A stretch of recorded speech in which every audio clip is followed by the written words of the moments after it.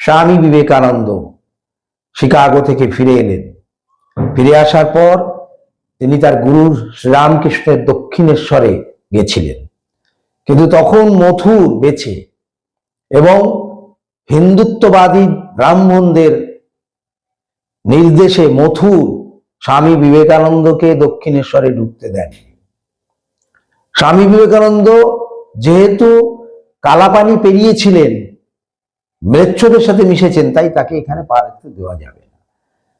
স্বামী বিবেকানন্দ কায়েত ছিলেন বলে ব্রাহ্মণরা তাকে বিদ্রুপে ভরিয়ে দিতেন যে কায়েত আবার সন্ন্যাসী।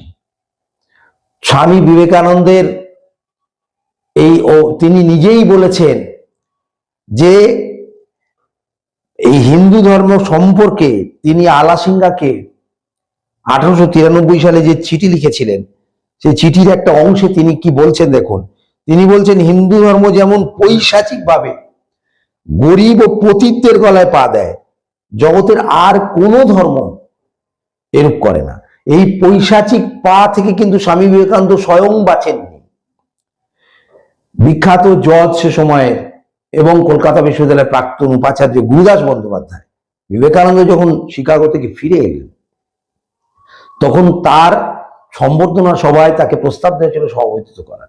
তিনি সভাপতিত্ব করতে রাজি হননি এবং বিবেকানন্দ মারা যাওয়ার পর স্যার গুরুদাস বন্দ্যোপাধ্যায়ের কাছে প্রস্তাব গেছিল সেই স্মরণ সভায় বক্তব্য রাখার জন্য। তো বিবেকানন্দ মারা যাওয়ার পর গুরুদাস বন্দ্যোপাধ্যায় কি বলেছিলেন, দেশে যদি হিন্দু রাজা থাকতো তবে শূদ্র হয়েও সন্ন্যাসী হওয়ার অপরাধে তাকে ফাঁসিতে ঝোলানো হতো। এটা বিবেকানন্দ সমকালীন ভারতবর্ষে শঙ্করী প্রসাদ বসু খণ্ড 4 পৃষ্ঠা 62 পেয়ে যাবেন। তো এই যে বিবেকানন্দকে যেভাবে সেই সময় হিন্দুত্ববাদী বর্ণবাদীরা এই বাংলায় নিগৃহীত করেছিল, তেমন ভীমরাও আম্বেদকর, যিনি সংবিধান প্রণেতা বলা হয়, তিনি স্কুলে গিয়ে উচ্চ বর্ণের কল থেকে জল খেতে পারতেন না। উচ্চ বর্ণের কল থেকে জল খেতে গেলে স্কুলের কর্মচারীরা চালিয়ে দেবেন, আলাদা সময় তিনি জল খেতে পারবেন। কর্মচারীরা কামাই করলে তিনি জল খেতে পারবেন, তার বসার জায়গা আলাদা।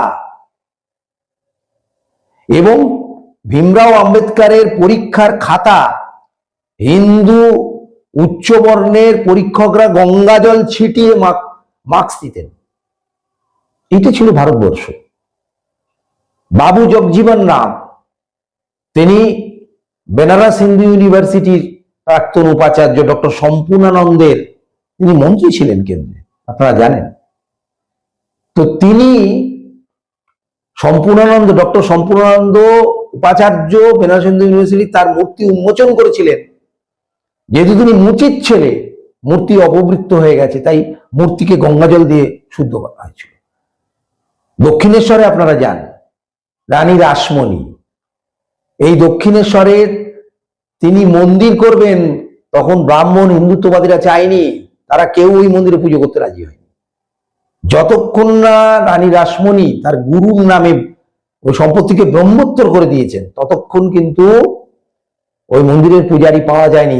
তারপরই তো আপনারা রামকৃষ্ণকে পেয়েছেন।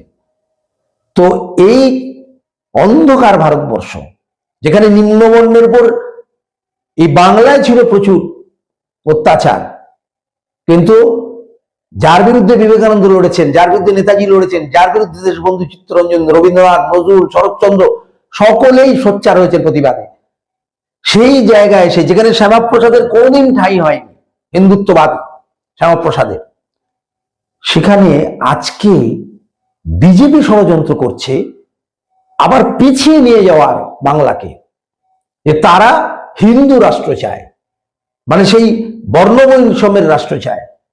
বাংলায় তারা হিন্দুত্ববাদ কায়েম করবে। আজকে যারা হিন্দু হিন্দু ভাই ভাই করে শুভেন্দু অধিকারীকে জড়িয়ে ধরছেন, সুকান্তকে জড়িয়ে ধরছেন, তাদের মিটিংয়ে যাচ্ছেন, স্লোগান দিচ্ছেন, তারা জানেন না যে ভারতবর্ষের 4-5% ব্রাহ্মণ্যবাদীদের কি অত্যাচার। এই নিম্নবর্ণের 95% মানুষকে ব্যবহার করে বিজেপি আজকে কেন্দ্রে ক্ষমতায় আসে। এইটাই হচ্ছে মগজ ধোলাই মেশিন। পশ্চিমবাংলার গদি মিডিয়া বিজেপিকে আনার জন্য দিন রাত প্রচার করছে।